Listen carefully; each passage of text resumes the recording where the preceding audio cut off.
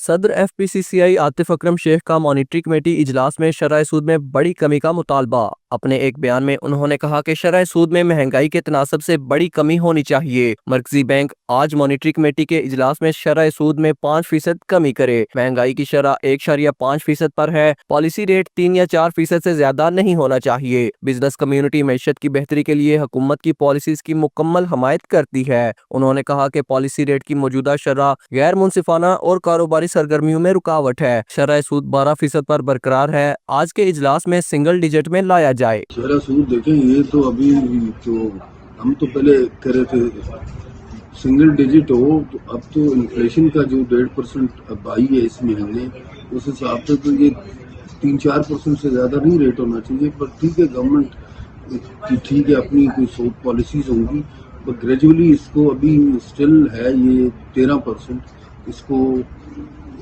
یہ جو ابھی کمنگ مانیٹری پالیسی آئے گی اس میں سنگل ڈیجٹ لے کے جائیں، اور انٹل جون اس کو میرا 5-6% ہونا چاہیے میکسیمم۔ عاطف اکرم شیخ نے کہا کہ حکومت جون 2025 تک شرح سود کو زیادہ سے زیادہ 5 سے 6% پر لائے۔ شرح سود میں کمی، برآمدات میں اضافے، نئی سرمایہ کاری کی حوصلہ افزائی کرے گی۔ معیشت ٹریک پر آ چکی ہے۔ پائیدار معاشی استحکام کے لیے کاروبار دوست اقدامات ناگزیر ہیں۔ اظہار خان نیازی، JK نیوز، اسلام آباد۔